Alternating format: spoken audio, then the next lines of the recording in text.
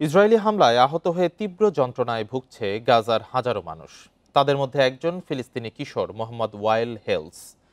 চিকিৎসার অভাব আর ব্যথার সঙ্গে লড়াই করেই স্বাভাবিক জীবনে ফেরার অপেক্ষায় সে। এদিকে এত রোগীর চাপ সামলাতে গিয়ে হিমশিম খাচ্ছেন চিকিৎসকরা। 14 বছরের ফিলিস্তিনি কিশোর মোহাম্মদ ওয়াইল হেলস স্বপ্ন ছিল বড় হয়ে চিকিৎসক হওয়ার, কিন্তু ইসরায়েলের হামলায় তার জীবন এক মুহূর্তে বদলে গেছে। এখন খান ইউনিসের এই হাসপাতালের বিছানায় তার ঠিকানা।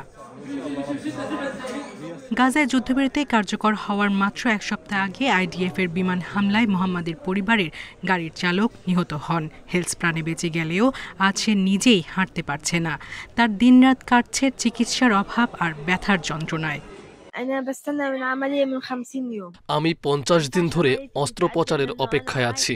আমার অস্ত্রোপচার বিলম্ব করা উচিত নয়। আমার মেরুদণ্ডে ফ্র্যাকচার হয়েছে এবং আমি শ্বাস নিতে পারছি না। পঙ্গু হয়ে হতাশ হয়েছি, কিন্তু মানসিক শক্তি হারাইনি। দক্ষিণ গাজার সবচেয়ে বড় হাসপাতাল নাসের মেডিকেল কমপ্লেক্স। দিনে সর্বোচ্চ 100 রোগীর অস্ত্রোপচার করা হলেও তা যথেষ্ট নয়। এখন অনেক রোগী কেবল চিকিৎসার অভাবেই মারা যাচ্ছে বলছেন চিকিৎসকরা। যুদ্ধের আগে আমরা প্রায় 35 থেকে 40টি অস্ত্রোপচার করতাম। এখন প্রতিদিন অন্তত 100টি অস্ত্রোপচার করি। বাধ্য হয়ে রাতের শিফটেও কাজ করছি। আমাদের হাসপাতালে মাত্র 6টি অস্ত্রোপচার রুম আছে, তবুও এত রোগীর অস্ত্রোপচার সম্ভব নয়। 2 বছরের ইসরায়েলি হামলায় 69,000-এর বেশি ফিলিস্তিনি নিহত হয়েছে। আহত হয়েছে 1,70,000-এর বেশি।